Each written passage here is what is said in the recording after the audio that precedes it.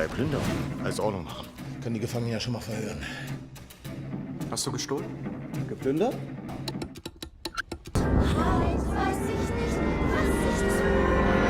The story begins with a German soldier named Willy. He's running with all his strength, trying to escape from the German army, the very army he once served. At that time, everyone knew the war was lost, and soldiers began fleeing in every direction. But Hitler had given strict orders. Any soldier who deserted would be executed immediately. We see Captain Junker leading a group of soldiers. They knew Willy had escaped, so they began hunting him down. Bullets flew through the air as Willy ran for his life. But he was clever. He hid beneath the roots of a large tree and disappeared. Captain Junker was furious that Willy had gotten away. He turned the entire area upside down searching for him, but Willy stayed hidden until the soldiers finally gave up and left. When the coast was clear, he ran to an abandoned house and hid inside. While hiding, Willy noticed another soldier approaching. When the man spoke, Willy realized he was also a deserter, a German soldier running away from the battlefield just like him, desperate to survive. At that time, this was becoming common.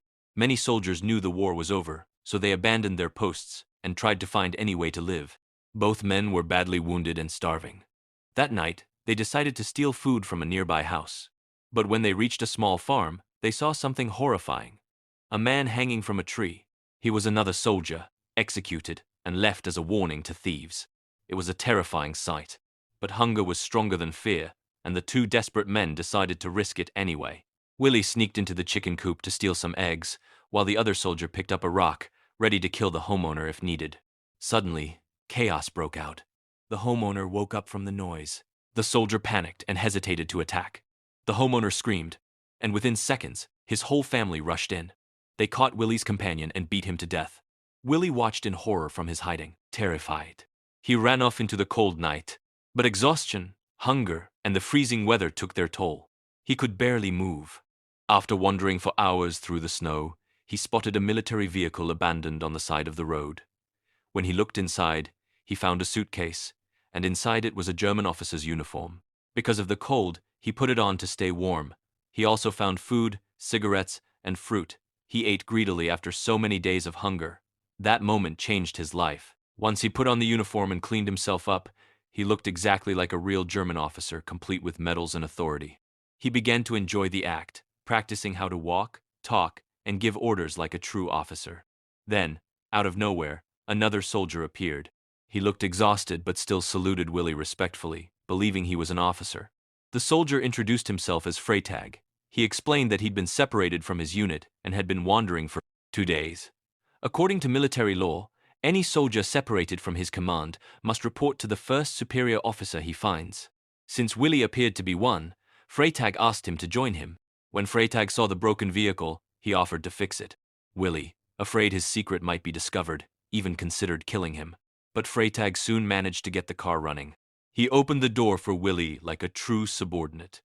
Willy felt safe for the first time in days. After nearly dying of hunger and cold, he now had a car and a companion who respected him. To maintain the illusion, Willy began acting like a strict officer. He demanded Freytag's papers and unit number, pretending to check everything carefully. His performance was so convincing that Freytag didn't doubt him for a second. Willy noticed that Freytag hadn't eaten in a long time, so he handed him an apple. Freytag gratefully accepted and devoured it quickly. Then they continued driving through the cold roads of Germany. When night fell, they stopped at a small roadside restaurant to eat. The moment they walked in, the room fell silent. The people inside tensed up at the sight of Willy's uniform. Some of them had once worked for Hitler's army. Others were refugees who had fled Berlin after it was destroyed. None of them respected the regime anymore. But Willy stayed calm and confident. He told them that the regime would soon rise again, that Berlin was rebuilding, and that anyone who had lost something would soon be compensated. He claimed he was there to record names and provide financial aid. Of course, he didn't believe a word of it. He was just trying to make them trust him and let him eat in peace. Surprisingly, it worked. The people's eyes lit up with false hope. They welcomed Willy as a symbol of a new beginning. The chef immediately began cooking for them, but secretly watched how the two men behaved. Willy realized the chef was suspicious, so he tried to stay calm and act like a true officer. The food was the first real meal he'd seen in ages. He forced himself to eat slowly and politely, so no one would suspect him. For the first time in weeks, he felt alive again. Later that night, Willie and Freitag went to their room at a small inn to rest. But trouble soon followed. The hotel owner caught a thief in the kitchen trying to steal food. And under Nazi law, theft was punishable by death. So Willie, still in his officer's uniform, had to go downstairs to handle the situation.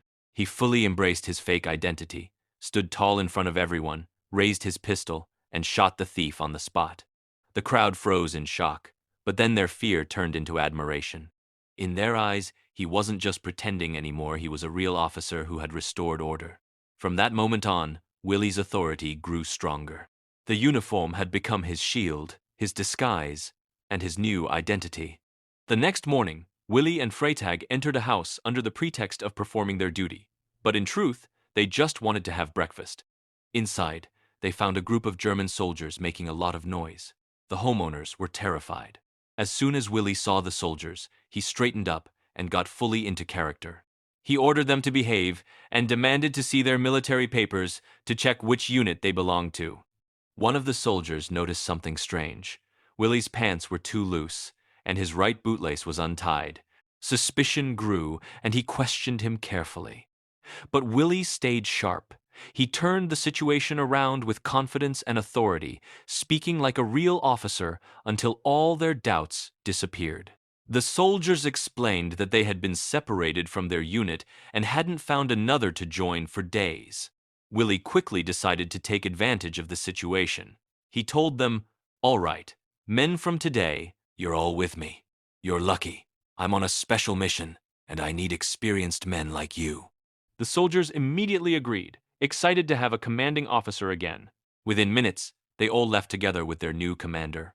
Later that day, the group rested in a forest, preparing food. The mood was calm, and for the first time, they felt like a real unit. Suddenly, 2 German soldiers appeared, dragging an anti-aircraft gun. They too were lost from their unit.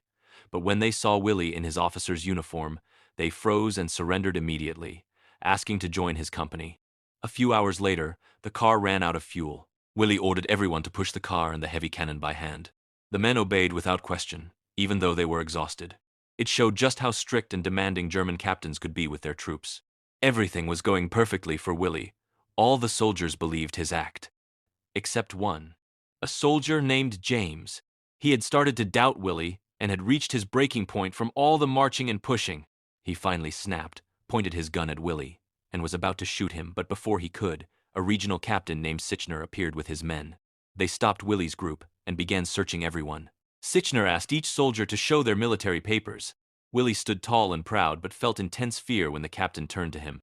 He stepped out of the car and shouted angrily, "What kind of filthy treatment is this? I'm a high-ranking officer and I will not tolerate disrespect." His tone shocked everyone. Sichner, slightly intimidated, decided to check Willie's papers himself. But of course, Willie had none. Thinking quickly, he said he was on a top-secret mission assigned by the High Command. When the captain asked what he meant by High Command, Willie confidently replied, "Hitler himself assigned me to this mission." His authority and tone convinced the captain, though he still wanted to verify the claim. At that moment, Willie cleverly pulled out a forged document, flashed it briefly, and said, "I'm also a captain, just like you." "That means I have the right to check your papers as well." He demanded to see the officer's documents, claiming he needed them for his report. The captain was caught off guard and embarrassed. Rather than risk looking suspicious, he decided to let it go and believed Willie's story. Once again, Willie's confidence and quick thinking saved him. Before letting them go, Sichner warned that the area was under strict inspection because reports had surfaced about thieves wearing military uniforms, stealing food from civilians, and even attacking women. He was unknowingly describing Willie's own group, but Willie didn't flinch. He said calmly, "If that's true, I'll join your company, so we can find those traitors and punish them." The captain was impressed and invited him to join their unit, taking them all to a prisoner camp. At the camp, they met the commanding officer, Karl. When Karl heard that Captain Willie was on a secret mission sent by Hitler himself, he was immediately respectful. Everyone began to treat Willie like a real high-ranking officer. Once Karl got comfortable around him, he started sharing a serious problem. He explained, "We have 98 prisoners here, all dangerous criminals. They keep escaping without us knowing how. After they get out, They steal food, wear stolen uniforms, and even attack women and the elderly. Carl exaggerated his story, wanting an excuse to get rid of the prisoners. Then he asked Willie, since he was supposedly sent by the High Command, to find a solution. Willie thought for a moment and replied, "I have an idea, but first, I need to see the prisoners myself." Carl agreed immediately. When Willie entered the prison yard, all the inmates stared at him. His uniform and attitude demanded respect. Carl told him, "Before you leave, you can start questioning them now. I'm going to meet the camp director."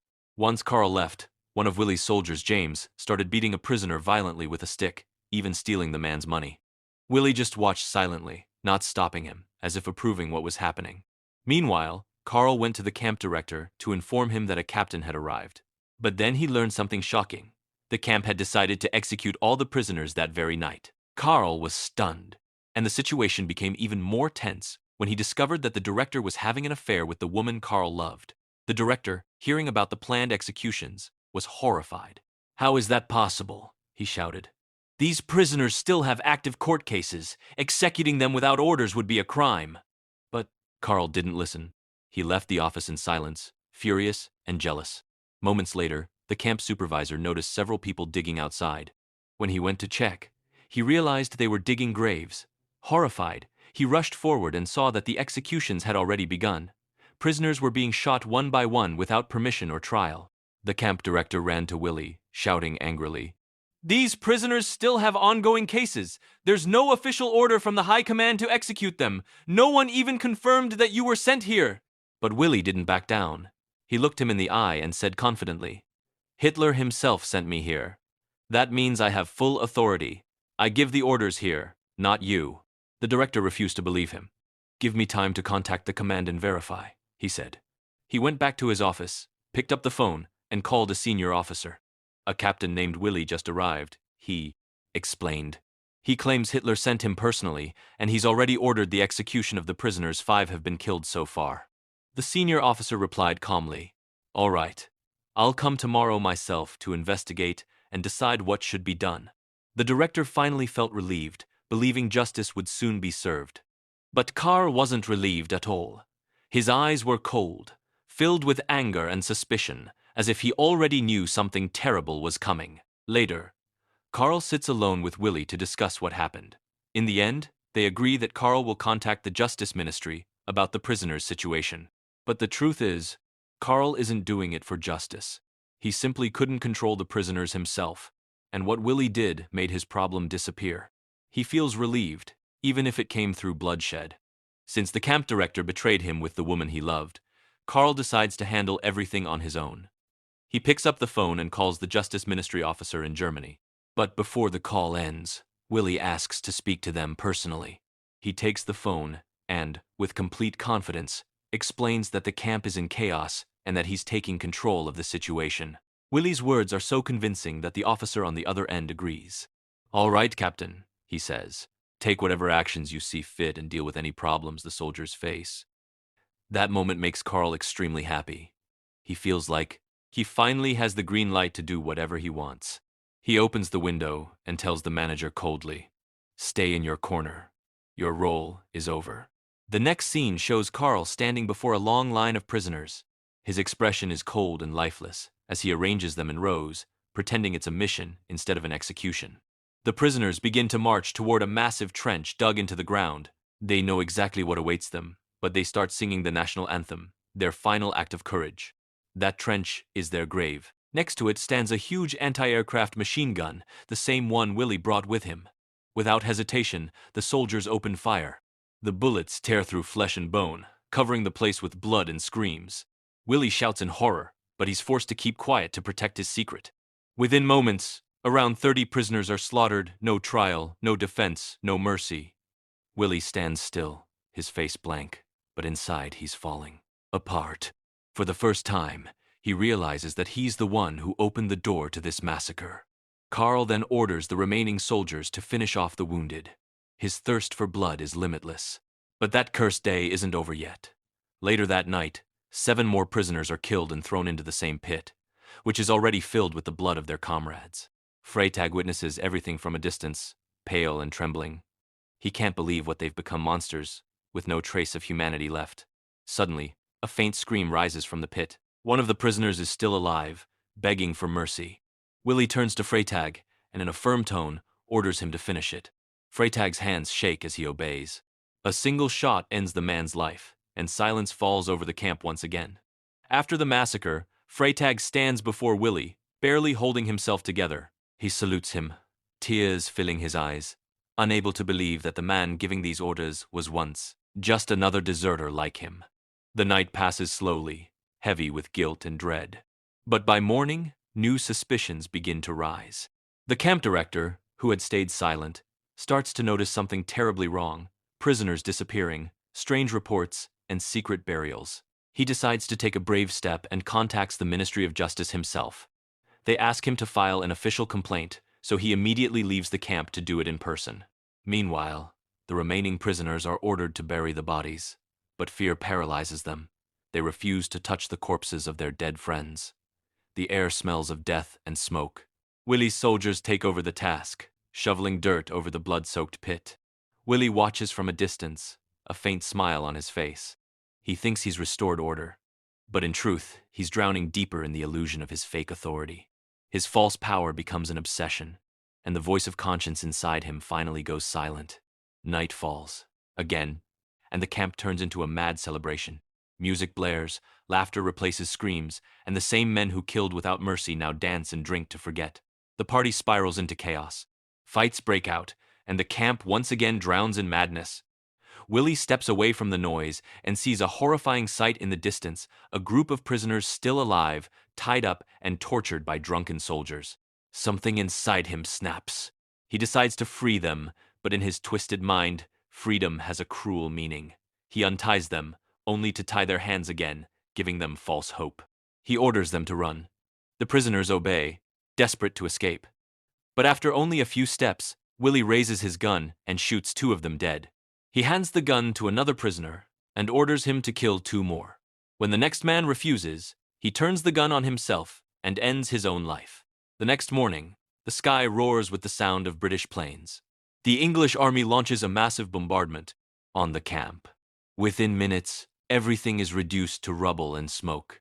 Willie and a few soldiers barely escape and make their way toward the city. When they arrive, Willie puts on his officer's mask again. He stands before the terrified townspeople and declares himself the new captain in charge. "From now on," he shouts, "anyone who tries to escape will be executed." His men begin looting homes as panic spreads through the streets. The city descends into chaos. Willie looks around and feels like a king, an insane king ruling over ashes. Later that night, he sits in a fancy hotel, drinking and basking in his illusion of power. His eyes fall on a beautiful woman who's with his friend James, but James arrogantly pulls her close and starts dancing with her. Willie's jealousy explodes. Fueled by rage and pride, he orders his men to punish James. That night, soldiers storm James's room, drag him out, torture him, and drown him before putting a bullet in his head. Willie takes his place at the party, dancing and laughing as if nothing happened. That's when it becomes clear. The real war has shifted inside him. He's no longer a man, he's a monster, consumed by madness and power. Now, all he cares about is proving that he's the captain, even if the path is paved with blood. He forgets who he really is: a deserter, a nobody who once ran from the battlefield. His hunger for power turns into a delusion so deep that he starts believing his own lie. But eventually, reality catches up. The military police raid his quarters and arrest him.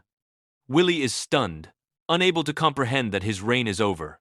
After his trial, he's sentenced to death for impersonating an officer and for the murder of countless innocents. His lawyer, however, argues something unbelievable. He claims that even though Willie was a fraud, he acted like a real leader in the chaos of war, taking charge when others couldn't. He even requests that instead of executing him, Willie should be officially made a captain and sent to Berlin. It sounds insane, but war itself had already gone insane. Incredibly, the judge agrees. Willie is declared innocent and officially promoted to captain. But the illusion doesn't last. Drained and broken, Willie escapes again a few days later, disappearing into the forest. He walks alone down a dark road, searching for the man he once was, if that man even still exists. The shocking truth comes later.